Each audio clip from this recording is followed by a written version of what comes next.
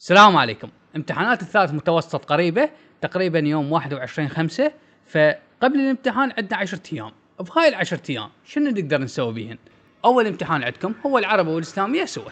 هذا الامتحان لازم تعوف له 5 أيام. أعتقد إنه 5 أيام فترة كلش زينة، لأن راح تعوف يومين للقواعد، يومين للأدب، ويوم واحد للإسلامية. فهاي فترة ال5 أيام فترة كلش مناسبة حتى تكمل كل المادة. وأكيد إذا أنت ما مسيطر على هذين المادتين وحاب إنك تزيد أيام من يمك ماكو اي مانع، بس على العموم مثل ما اتفقنا انه 5 ايام فتره كلش زينه. فهسه احنا عندنا 10 ايام قبل الامتحان، حجزنا اخر 5 ايام لاول امتحان. اخر 5 ايام تبلش بيوم 16/5، يعني من يوم 16/5 تبلش قراءه العربي والاسلاميه. الايام اللي قبل 16/5 شنو تسوي بيهن؟ بهاي الايام لا تقرا ماده درخيه ابد، مثلا الاحياء، الاجتماعيات، وهاي المواد اللي بيها درخ، لان المواد الدرخيه اذا قرأتهن هسه راح تنساهن بيوم الامتحان. يعني صدقني مهما عدت الماده الدرخيه 1000 مره، بيوم الامتحان راح تحس نفسك ناسيها. فلهذا السبب يعني ليش تسوي التعب تعبين؟ عوف المواد الدرخيه، التهي بالمواد اللي بيها فهم، مثلا الرياضيات، قواعد الانجليزي، يعني هذين الاشياء اللي بيهن فهم. لان اذا انت بيوم الامتحان لا سامح الله اذا ما لحقت تقرا اشياء من هاي المواد، فانت فاهم هاي الاشياء، ما دامك فاهم هاي المواد فما راح تعاني صعوبه بالحفظ، خصوصا بيوم الامتحان. اذا انت ناسي الماده فما دامك فاهم تقدر تتذكر الاجابه بسرعه. وعلى طار الامتحان والاسئله والاجوبه، الامتحان الوزاري بشيء حلو انه الاسئله ما تجي خارجيه.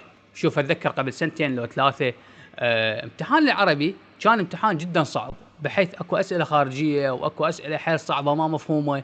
فالطلاب من رجعوا بالامتحان اعترضوا اعتراض على وزاره التربيه يعني كلش قوي. اعتقد حتى مظاهرات طلعوا على الامتحان العربي، ما خلوا مكان على ماده العربي وما اشتكوا عليه.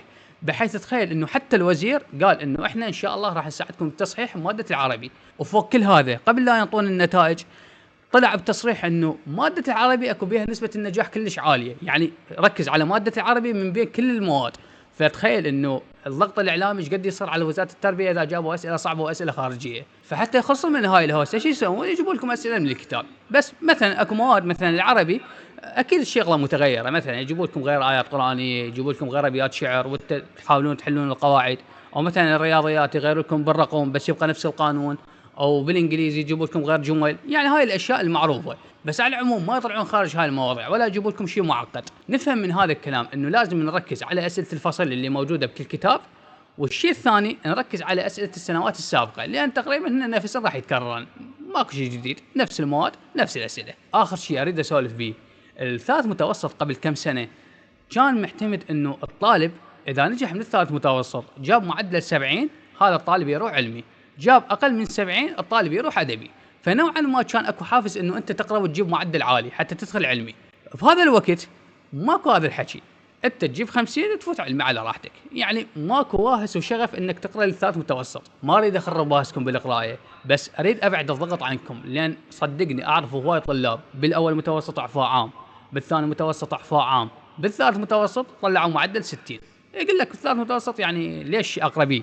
فانت مو مثل السادس مستقبلك واقف على هذا الامتحان. لا، مو مشكله، جيب 50 جيب 60، المهم تنجح وتنتقل للمرحله اللي وراها. طبعا جاي اقول هذا الكلام مثل ما قلنا حتى ابعد الضغوطات عنك، واذا انت تريد تقرا وتجيب درجات عاليه فهو هذا اصلا انجاز لك، وتقدر تفرح به انه تطلع درجات عاليه بالثالث متوسط، شيء كلش حلو. واول وتالي كل التوفيق ان شاء الله، واتمنى لكم النجاح والدرجات العاليه.